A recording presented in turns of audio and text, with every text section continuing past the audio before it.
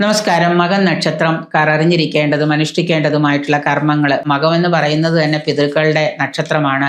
പിതൃക്കളെ ഭജിക്കുന്നതും പിതൃക്കൾക്ക് വേണ്ടിയിട്ട് എന്തെങ്കിലുമൊക്കെ ചെയ്യുന്നതും ഒക്കെ ഇവർക്ക് ജീവിതത്തിൽ ഉയർച്ച ഉണ്ടാകുന്ന കാര്യങ്ങളാണ്.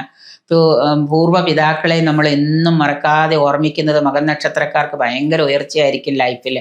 ഓം പിതൃഭ്യോ നമ എന്ന മന്ത്രം ലൈഫ് ലോങ് ജീവിതം മുഴുവനും നിങ്ങൾ ഉരുവിടുക.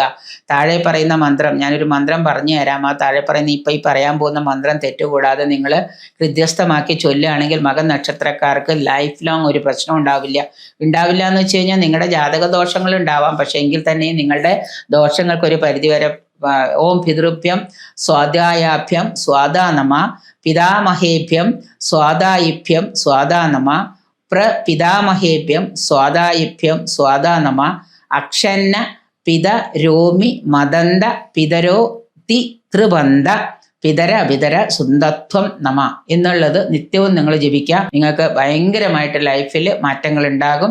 നിങ്ങളുടെ ദോഷങ്ങൾക്ക് കാഠിന്യം കുറയും.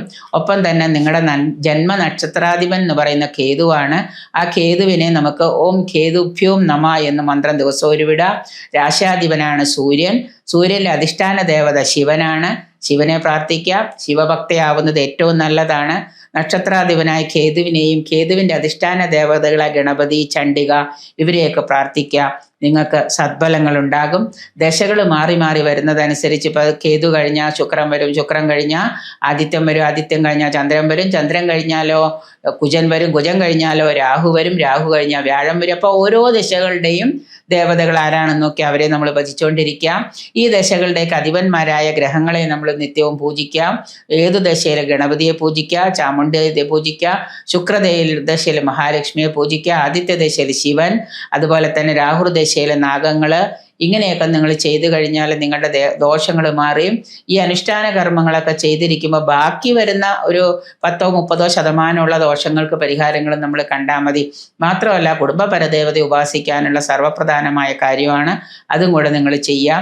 ഇഷ്ടദേവത, താമസിക്കുന്ന ചുറ്റുപാടിലുള്ള ക്ഷേത്രമൂർത്തി ആരാണ്, ദേശദേവത ആരാണ്, ഇങ്ങനെയൊക്കെ. ഇപ്പോൾ തിരുവനന്തപുരത്ത് താമസിക്കുന്ന ചുറ്റുവട്ടത്തുള്ളതാണ് അനന്തപത്മനാഭ സ്വാമിയാണ് നമ്മുടെ ഗ്രാമദേവത. എറണാകുളത്ത് ചുറ്റുവട്ടത്ത് താമസിക്കുന്ന ആളാണ് എറണാകുളത്ത് അപ്പനാണ്.